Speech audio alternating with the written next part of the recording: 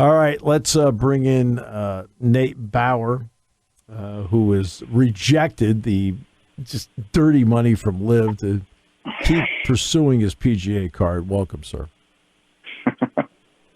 Thank you so much for having me. Do not let me start talking about that. You don't seem enamored with it.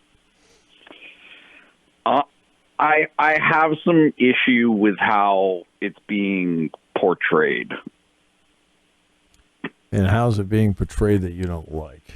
Well, even the CEO, commissioner, executive director of the USGA, who was asked yesterday whether or not he supports families of 9/11. Right, no, I understand. And it's like, what are we doing here? You know, do I love that golf as a sport is splitting up? No, I don't. That's right. Like, you wish it was better, that things had been worked out to, and maybe there is room for both. I'm not really sure, but I just have this massive hang up over the notion that, like, that we all don't trade in dirty money to a certain extent, you know, like that's, I don't know. This is, you want to know the ironic part of all this is the backdrop for it. The backdrop for it is the country club in Brookline. We're an amateur. Francis Ouimet beat Ted Ray and Harry Vardon in 1913 to win the U.S. Open in a playoff. An amateur who never turned pro, and all they've done 109 years later at the same venue is talk about money. Yep. That's the irony. I don't know. Look, there is a reality that all golf the Masters, Augusta National, I mean, it is steeped in problem. Right? Like, sure. There are so many layers of problematic elements to the game of golf, but this idea that Liv and its golfers, the people who are going to do this, are in some way worse than the rest. You know what I mean? Like, they're just, oh my goodness, these people are so bad because they're accepting dirty money. It's like, oh man, like what? There's just a lack of acknowledgement at how much other stuff is also bad about the rest of the sport. Bummer. Patrick Reed's not going to Hartford. Okay. I'll get over it. I'll get over that. Okay. Kind of wounded. Got my ticket. See you. All right. So this is a slow time in terms of news. I want to start with the basketball part of it because you wrote a column on the veterans and what they mean. I just saw and talked briefly with Seth Lundy on Sunday, as a matter of fact. Okay. So the learning curve is still there for the coaching staff in terms of, because they got 5 freshmen coming in and some transfers, but not as extensive because they have other people that know their system. What does that mean for the coaches? Yeah, I think that Micah Shrewsbury said that exactly, right, or has said it a couple of times this summer, is, look, there is a massive difference between the coaching staff running a practice in which every single element of that practice has to be demonstrated first by one of the coaches so that everyone is able to pick it up, versus, hey, Seth Lundy knows how to run that drill now, right? Like, Miles Dredd knows how to run that drill. Jalen Pickett knows how to run that drill. Dalian Johnson knows how to run that drill. And so when, there are 8 new faces, like, that is a massive influx into the program between 3 transfers and 5 true freshmen. But every single one of those guys can rest assured that the guy in front of the line, the guy that's at the front, that runs through a drill first, is going to know what they're doing and can be emulated. And that will be it's just a good, solid foundation from which they can start to build this summer. And honestly, it starts right now. they're right. The veterans are back as of last weekend, and the newcomers are coming in this coming weekend. So they're going to get into that 8 weeks of kind of off-season informal work that they're allowed to have during the summer access period, and go from there. All right, the football part, they've got, slowly but surely guys have been coming in. The guys are scheduled to start the second 6-week semester, which will be at the end of this month. They'll get to do that. So what are they allowed to do right now, just to update everybody on what they're allowed to do and what they can't do? Yeah, so they have all but there were 6 arrivals, I believe, last weekend, which means that there are 2 remaining in terms of transfers and the class of 2022. So only 2 left to come in. The second summer semester academically starts on Wednesday, June 29th. Yep. But this is kind of a change, and it's been for the last. Steve, you probably know better than me. 8 years, maybe 7 years, when they started to implement this change. But it seems to me as though Penn State is working to get these guys in sooner and sooner and sooner, right, where it's within the rules now to allow these newcomers to the program to get to campus, in some cases, multiple weeks before the start of that academic calendar. So now, instead of showing up on Sunday the 26th, instead of showing up on Sunday the 26th and then going to class on the 27th and starting football all at the same time, you get them in on June 6th or May 31st and can run through, right? Like, they're allowed to practice. They're allowed to go through the team's informal workouts. Chuck Losey, the strength and conditioning coordinator for the program now, has them, right? Like, these guys are here. They're, Denai Dennis Sutton walking through the Lash building yesterday. I saw him. I was actually on campus for an interview yesterday. The ramping up period has extended to where you can actually have an acclimation period and a time where these guys can get used to things well before the start of preseason camp. And they also will have Live for Life, which will be June 30th. And the fans will be allowed to, buy tickets and go to it. And again, another step in the sense of normalcy. Yeah, I love that, honestly. I mean, of all the things, right? You've been around this for a long time. I've been around this for, at this point, a long time as well. And Live for Life was just kind of this unofficial summer wind up to where things are going, right? Like, it always happened over ArchFest. It's happening a little bit earlier this year. But it's a chance for fans in between the period, and the media, honestly, in between the blue-white game and preseason camp, to kind of get a glimpse of where these guys are. And, the bottom line is progress happens slowly but surely, and you can start to see those things happen, right? Like, the way a guy looks at the blue-white game versus the way he looks in the bowl, for instance, can be very different. But even more so, the way that he looks from the blue-white game until Live for Life can be even more different. These guys pounding their pasta and chicken and all of those different things to make these kind of noticeable gains, or in some cases weight loss, right, to their bodies that happens over the offseason. The NCAA, by the way, looks like more and more like it's unlikely to approve college football transfer windows this week because, again, what are they worried about? They're worried about being sued. And by the way, you can't enter the transfer portal now, but there are still players in the transfer portal that haven't been picked up yet. What do you think they need to do with the transfer portal? Do they need more specific windows, shorter windows? I mean, how does it need to operate? It's a great question. I try not to ask bad ones. No, I know. It's just look, like, because I've been considering this, and not specific to the transfer portal or the windows, but just in general what the NCAA's role is moving forward, right? Because it was supposed to, like, this is in what it is in practicality versus what it is that everyone thinks it is are very different things, because it is quite literally a group of itself making the rules.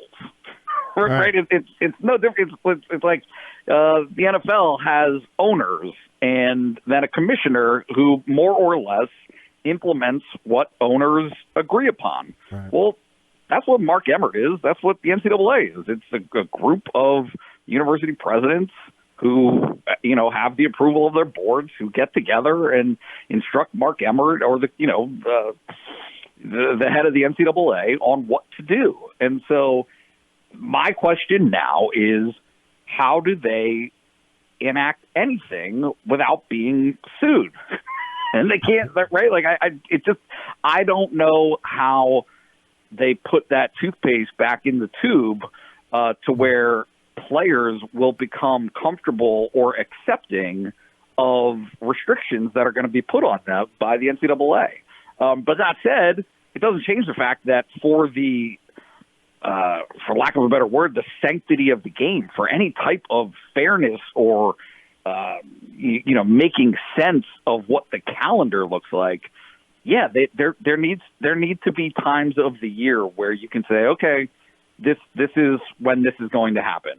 And we expect everyone to be able to make their decision, right? Like a post-football season transfer period, mm-hmm. and then a post-spring practice transfer period, for instance. Exactly. Same thing. But we'll see. I don't know. I mean, I just don't know how they implement that and actually do it without it being pushed back upon and sued. All right. What's interesting is I want to say it was The Athletic put together a look at all the Power 5 transfers this past season. So ones that went from low major to Power 5, went from mid major to Power 5, and went Power 5 to Power 5. The vast 2/3 of them didn't do as well. And this, by the way, is not an unusual trend. Right? It's amazing how everybody thinks the grass is greener. The fans think the grass is greener, but the reality doesn't match up with it. And you and I have watched it. Yep. I mean, in football, for every Arnold Ebiketie, there are 5 guys in other places that didn't do well. Yeah. My question is, look, you have these handlers / agents that are that's all legal now. That's all permissible. At what point do they start stepping in to say, hey, I know you think this is a good option, but you're better off sticking with it. You're right. Like, you're better off not going that route, because when you do, you're going to find that, options that you think you might have or that you believe you're going to have. Because, look, like, you see the glamour of some of these high profile guys who have their pick. They can go wherever they want. That's fine. But that's not what college football is. That is not the foundation of college football. Foundation of college football is this wide swath of the middle. And the middle, who hasn't distinguished themselves, who haven't had an opportunity, more often than not, are going to earn that opportunity or have a better chance to earn that opportunity by staying with the program that they're at, because the coaching staffs are familiar with them, that they have established something of a record. So, yeah, I don't know. It's an interesting trend that, while it frustrates fans, it has turned into more of a way to call the roster, to actually, okay, see ya. That's all right. Take good care. We'll move on. Yeah. Good luck to you. We wish you well. Yep. And that's that. What's interesting is that they moved toward 4-year scholarships. And the guy I always use because it's just easy to say. No, look, Penn State has a guy now, Michael Henn, who has moved around to various locations.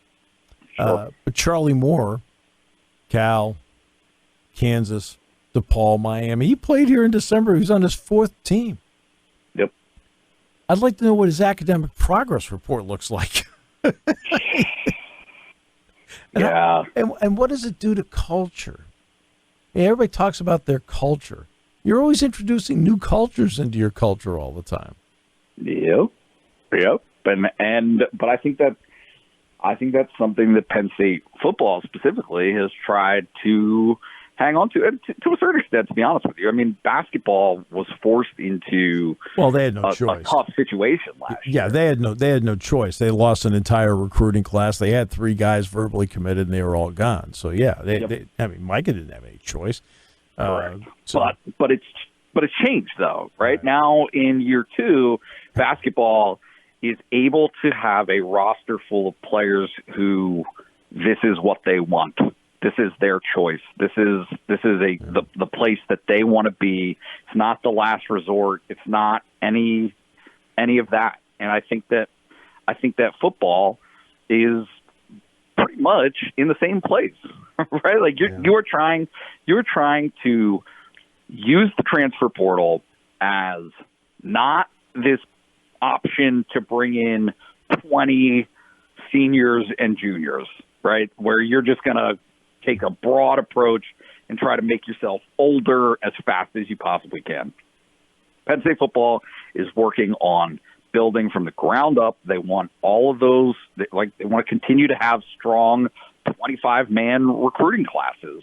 And then as things play themselves out and inevitably somebody goes somewhere else or somebody leaves early for the NFL or something unexpected, an injury, what have you, happens, you're okay. Like you can use the transfer portal, find players that fit on a 1-year basis, maybe 2 or 3, in the rare exceptions, and then utilize that, and make it to your advantage. But they're pulling in 4, right? 4 transfers this offseason. I think Michigan State's pulling in 18, 20.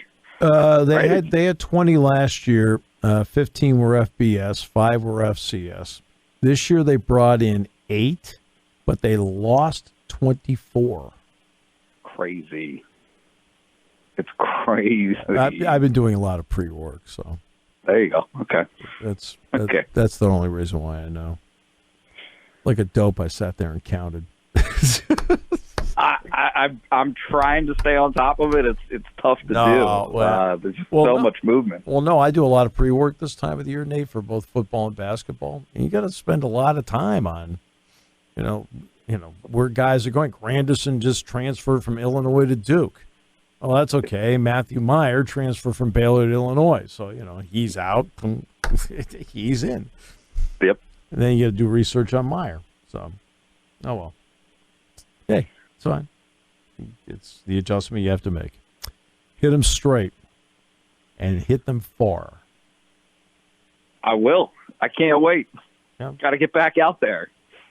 You haven't been out there? It's been a little bit. Coaches versus Cancer was good. Yeah.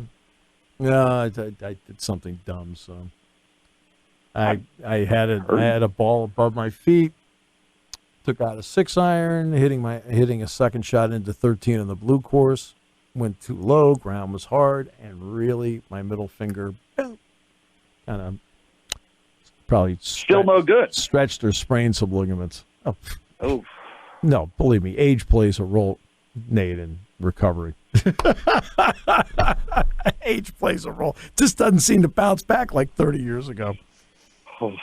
I'm worried. I'm worried about that. Oh, don't worry about it. I'm fine. You'll get the same age. You'll better shape, all set to go. Let's hope. We'll see. Modern medicine, by the time you get to be my age, it'll be nothing. Okay. They'll run a laser over you. You'll be finished. I love your optimism. I'll take it. Thanks, buddy. Appreciate it. All right. Thanks so much for having me.